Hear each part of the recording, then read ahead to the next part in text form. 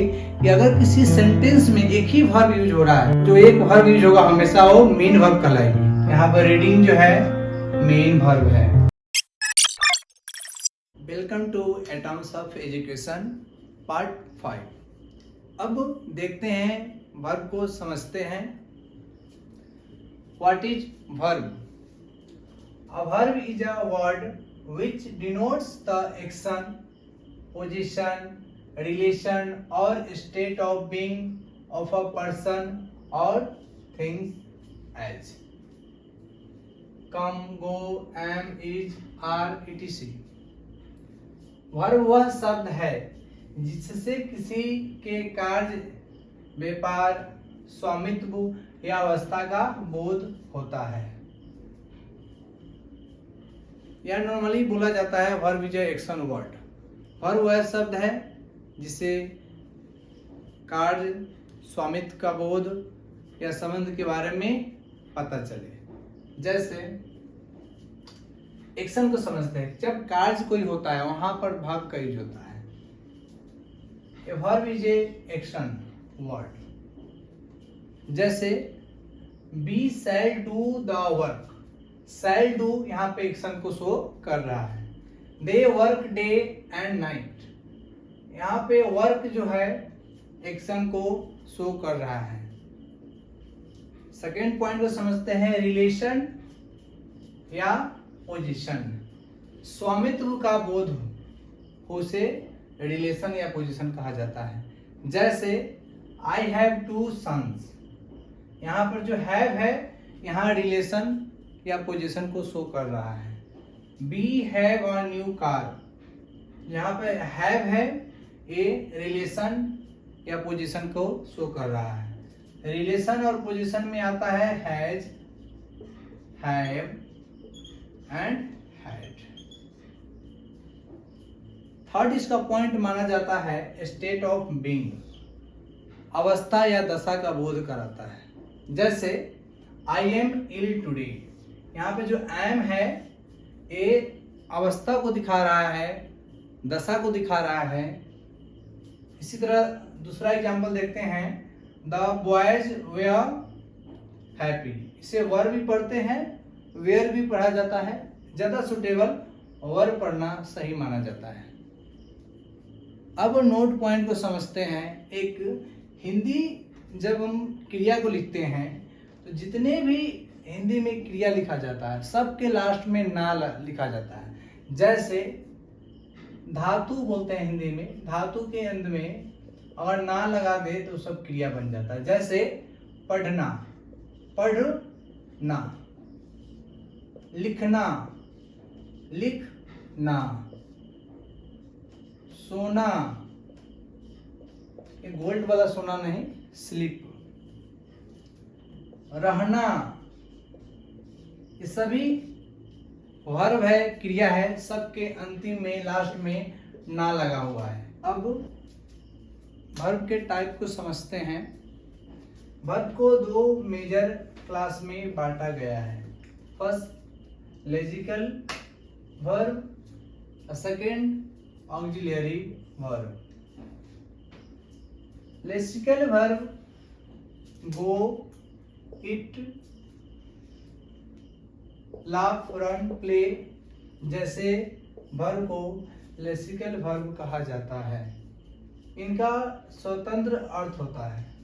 ये वाक्य में मेन वर्ब के रूप में यूज होता है। जैसे समझते हैं एग्जांपल से, जैसे base form go, eat, laugh, etc और पहचानने के लिए verb 1। Past form went, ate, laughed पहचानने के लिए verb 2। Past participle form gone, eaten, played पहचानने के लिए verb 3। ing form going, eating, laughing etc verb 4, fourth form. और लास्ट फॉर्म एस या ES form goes, eats, laughs, etc verb का 5th form. अब नेक्स्ट फॉर्म को समझते हैं। अब देखते हैं टाइप 2 सेकंड को देखते हैं, ऑक्सिलियरी वर्ब। हिंदी में बोलते हैं इसे सहायक क्रिया।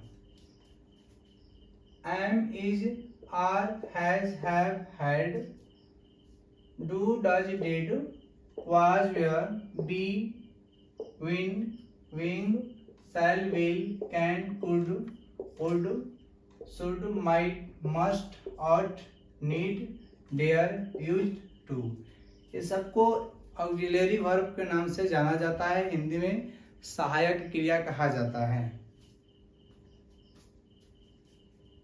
कुछ ऐसे ऑक्सिलियरी वर्ब है जिसका दो तरह से प्रयोग होता है, जैसे डू लेक्सिकल वर्ब यूज होता है और ऑक्सिलियरी वर्ब की तरह भी यूज होता है। जैसे आई डू माई ड्यूटी, यहाँ पर जो डू है यहाँ पर मेन वर्ब की तरह प्रयोग हो रहा है। डू यू नो मी, यहाँ पर जो डू यूज हो रहा है यहाँ पर सहायक क्रिया की तरह यूज हो रहा है। वर्ब को वाक्य के प्रयोग के आधार पर दो भागों में बांटा गया है। First main verb, second helping verb. Main verb को समझते हैं। द वर्ब यूज्ड अलोन और together with helping verb is called main verb. जब वर्ब अकेले या सहायक क्रिया के साथ आती है तब उसे मेन वर्ब कहा जाता है। जैसे आई एम अ बॉय, आई तो यहाँ पर एम जो है यहाँ पर मेन वर्ब है। आई एम रीडिंग, यहाँ पर रीडिंग जो है मेन वर्ब है। नोट ध्यान रखें, हमें किसी वाक्य में ओनली वन वर्ब हो तो वह मेन वर्ब कहलाता है। किसी सेंटेंस में जब हम लिखते हैं तो केवल वन वर्ब हो, केवल ओनली वन वर्ब हो, तब उस वर्ब को हमेशा मेन वर्ब कहा जाएगा। जैसे आई एम रेडी, तो एम जो है यहाँ पर मेन वर्ब है। आई लव यू, यहाँ पर लव जो है मेन वर्ब है। I have a book, have जो है यहाँ पर मेन वर्ब है। अब सेकंड को देखते हैं हेल्पिंग वर्ब। जो वर्ब टेंस, वॉइस, मोड इत्यादि के निर्माण में मेन वर्ब की सहायता करती है वह हेल्पिंग वर्ब कहलाती है। A helping verb is one which helps the main verb to form a tense, voice, mood, etc. जैसे एग्जाम्पल समझते हैं, आई एम रीडिंग, लास्ट वाला जो होता है वो मेन वर्ब होता है, फर्स्ट वाला हेल्पिंग वर्ब। तो ये जो यहाँ पर हेल्पिंग वर्ब है। He was beaten, first last, जो फर्स्ट होगा वो हेल्पिंग वर्ब, जो सेकेंड लास्ट होगा वो मेन वर्ब। तो was helping verb. Will you go today, यहाँ पर जो विल है फर्स्ट वर्ब और लास्ट गो, तो विल जो होगा यहाँ हेल्पिंग वर्ब। नोट पॉइंट को समझते हैं।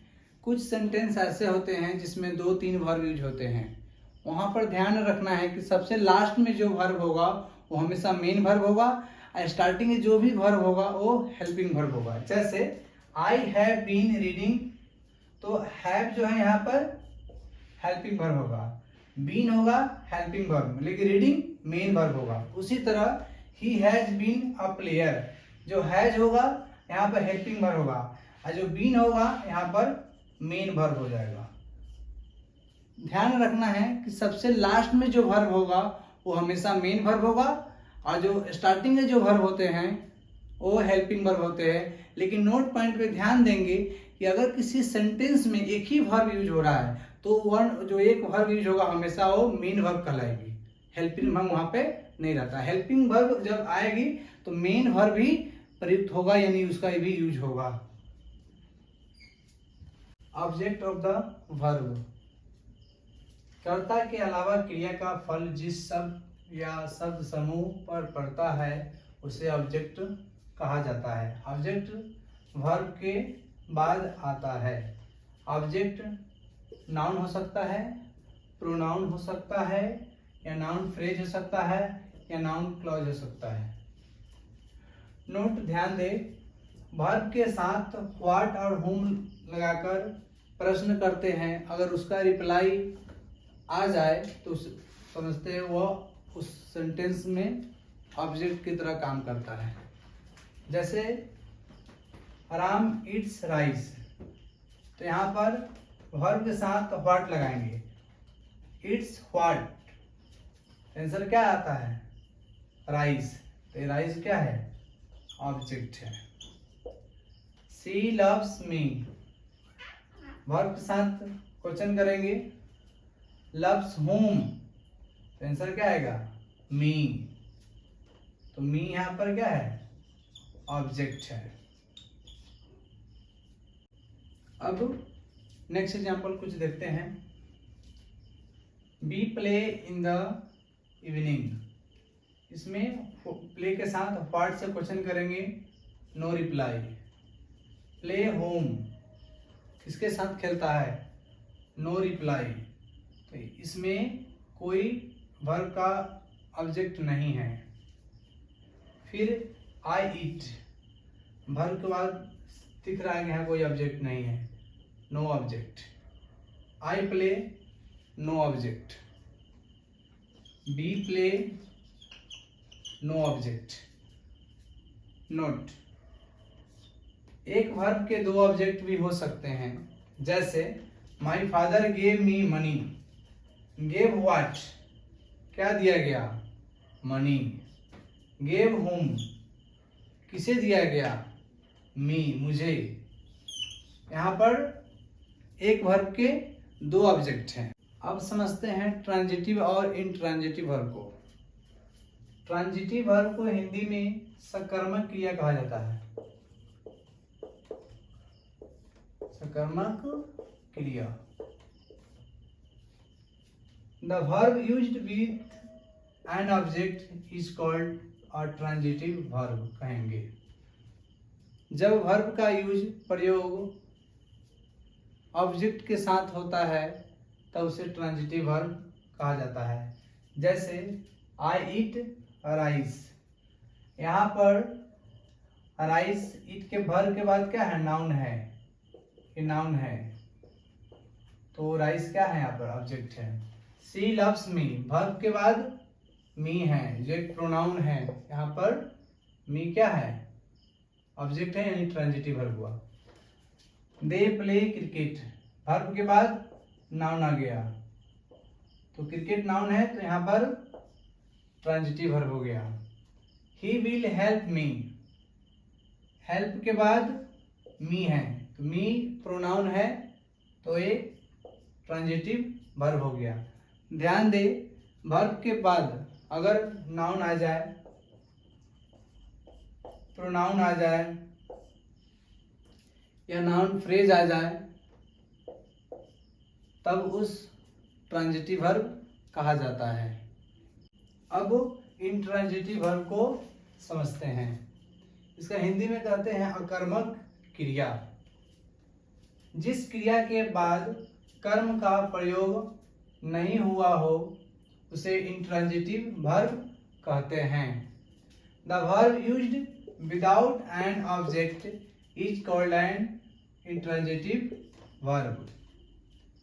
जैसे वर्ड्स फ्लाई, वर्ब के बाद कोई ऑब्जेक्ट नहीं है तो इसे हम इंट्रांजिटिव कहेंगे। The sun rises in the east,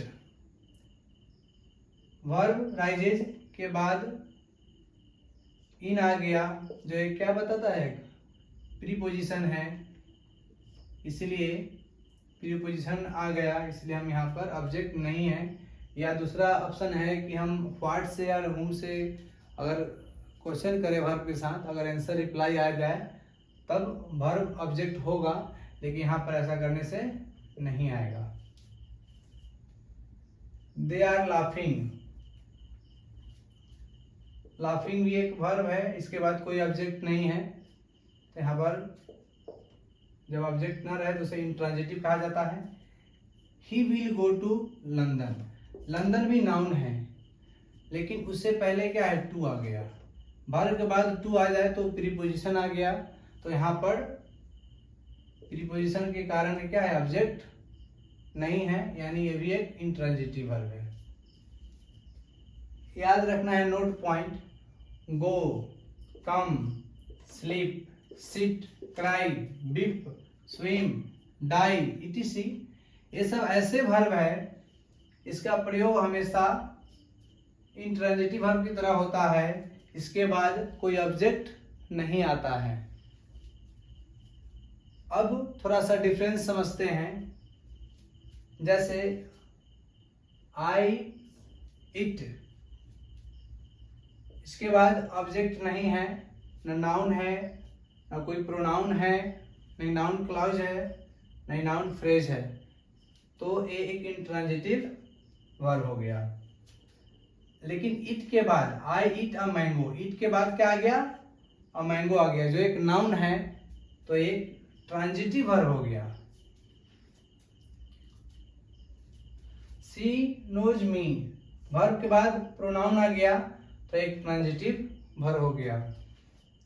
she knows, knows के बाद वर्ब के बाद कुछ भी नहीं है, तो एक इंट्रांजिटिव हो गया। वर्ब यहाँ पर समाप्त हुआ। फिर मिलते हैं next class basics of English part 6 में।